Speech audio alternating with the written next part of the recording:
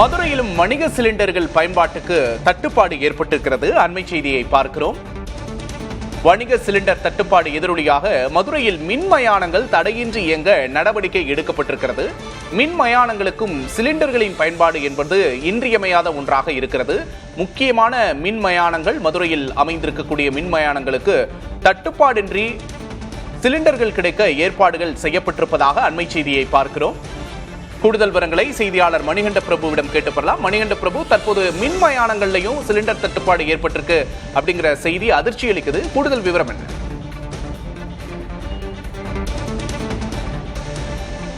விக்னேஷ், மதுரையிலும் வணிக சிலிண்டர் தட்டுப்பாடு என்பது பெரும் பிரச்சனையாக ஏற்பட்டிருக்கிறது. இந்த சூழ்நிலையில்தான் மதுரையின் மிக முக்கிய மயானங்களாக இருக்கக்கூடிய தத்தநேரி, கீரத்துறை, மூலக்கரை இப்படி 9 எரிவாயு தகன மேடைகளிலும் உடல்களை உடனுக்குடன் எரிப்பதற்காக, அதாவது 47 கிலோ எடை கொண்ட கேஸ் சிலிண்டரை கொண்டு உடல்களை உடனுக்குடன் எரிப்பதற்கான ஏற்பாடுகள் என்பது செய்யப்பட்டிருப்பதாக தெரிவிக்கப்பட்டிருக்கிறது.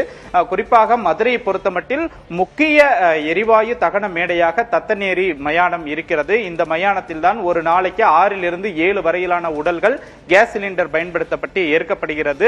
இந்த கேஸ் சிலிண்டர் தட்டுப்பாடு ஏற்படாமல் இருப்பதற்காக சிறப்பு அனுமதி என்பது பெறப்பட்டு தனியார் அறக்கட்டளை ரோட்டரி கிளப் மூலமாக இங்கே ஒரு நாளைக்கு தேவையான சிலிண்டர்கள் கொண்டு வருவதற்கான நடவடிக்கைகள் எடுக்கப்பட்டிருக்கிறது.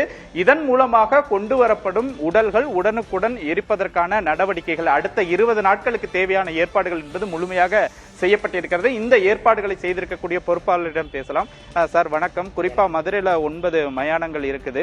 என்ன ஏற்பாடுகள் செஞ்சிருக்கீங்க சார்? தட்டுப்பாடு இருக்கா? என்ன நடவடிக்கை எடுத்திருக்கீங்க? இப்போ நாங்கள் ரோட்டிலிருந்து கீரத்துறையும் தத்தநேரியும் பராமரிச்சுட்டு வர்றோம். இப்போ இது ஒரு வாரம் 10 நாளைக்கு முன்னாடியே இதோடைய தேவை இப்படி இருக்குங்கிற அடிப்படையில் எங்களுடைய டிஸ்ட்ரிபியூட்டர், எங்களுக்கு சப்ளை பண்ணுற டிஸ்ட்ரிபியூட்டர் இதை பற்றி டிஸ்கஸ் பண்ணோம்.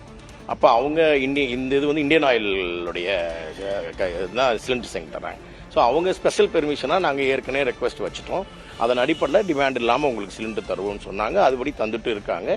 இப்போயும் அட்வான்ஸாகவே ஸ்டாக்கோடையே எங்களுக்கு எடுத்து வச்ச மணிக்கு தான் இருக்குது. இன்னைக்கு தேதிக்கு இப்போ கையில் இருக்கிறது ஒரு 10 நாளைக்கும் அவங்க கையில் ஒரு 10 நாளைக்கு இருக்கிறதாக இருக்குது. ஸோ சிலிண்டரை பொறுத்த மட்டும் 2 மயானத்திலையும் பிரச்சனை இல்லாமல் இருக்குது. மற்ற இடத்துல நடத்துகிறவங்களும் இதே மாதிரி தான் நடத்திட்டு இருப்பாங்கிறது என்னுடைய. விக்னேஷ், நீங்களே கேட்டிருக்கலாம். குறிப்பாக மதுரையில் மதுரை அரசு ராஜாஜி மருத்துவமனை இருக்கிறது. இந்த மருத்துவமனையில் நாள்தோறும் 10 to 15 நபர்கள் உடல்நலக் குறைவால் இறப்பார்கள். அதே போல இயற்கை காரணங்களால் மரணிப்பவர்களும் அதிக அளவில் தத்தநேரி மயானத்திற்கு தான் உடல்களை கொண்டு வருவார்கள்.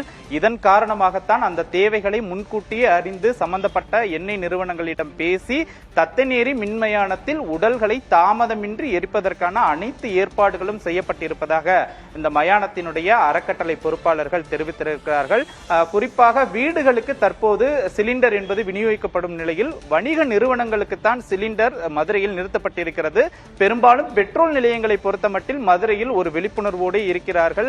பெட்ரோல்களை சேமித்து வைத்துக் கொள்ள யாரும் வரிசையில் நிற்கவில்லை. இதுபோன்ற ஒரு சில பிரச்சனைகளை தீர்ப்பதற்கான தேவையான நடவடிக்கைகளை மாவட்ட நிர்வாகம் அதே போல எரிவாயு தகன மேடை பொறுப்பாளர்கள் செய்திருக்கிறார்கள். விக்னேஷ், மதுரையின் தற்போதைய நிலவரம் குறித்த கூடுதல் விவரங்களுக்கு நன்றி மணிகண்டம்.